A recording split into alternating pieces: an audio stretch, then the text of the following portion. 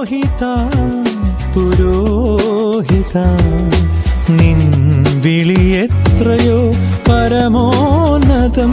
വൈദികരുടെ മധ്യസ്ഥനായ വിശുദ്ധ John Maria വിയാനിയുടെ തിരുനാൾ എന്ന് ആഘോഷിക്കുമ്പോൾ എല്ലാ വൈദികരെയും പ്രത്യേകം ഓർത്ത് നമുക്ക് പ്രാർത്ഥിക്കാം.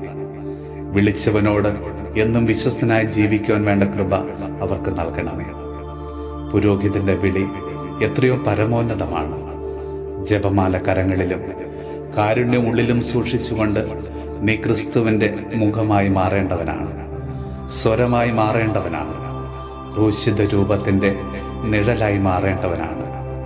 നിനക്ക് ശ്രേഷ്ഠമായി ഒന്നുമില്ലെങ്കിലും, നിനക്ക് യാതൊരു യോഗ്യതയില്ല എങ്കിലും നിന്നെ വിളിച്ചവൻ പരിശുദ്ധനാണ്. നിന്റെ വിളിയും പരിശുദ്ധമാണ്. ബലിവേദിയിൽ ബലിവസ്തുവും ബലി അർപ്പകനുമായി മാറേണ്ടവനാണ്.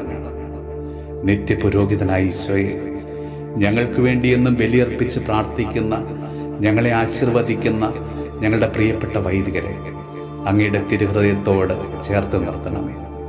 അവർക്ക് കൂട്ടായി നിന്റെ കാവൽ ദൂതന്മാരെ അയക്കണമേ. അവരൊരിക്കലും നിന്നിൽ നിന്ന് അകന്നു പോകുവാൻ അനുവദിക്കരുതേ. പരിശുദ്ധ അമ്മേ, അമ്മയുടെ കാപ്പയ്ക്കുള്ളിൽ അവരെ പൊതിഞ്ഞ് സംരക്ഷിക്കണമേ.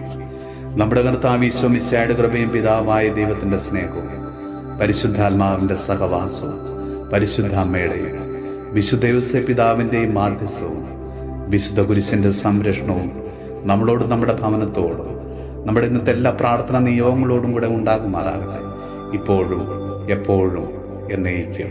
ജപമാല്യം കരതാരിലും കാരുണ്യം മനതാരിലും സൂക്ഷിക്കും നീ ക്രിസ്തുവിൻ മുഖം.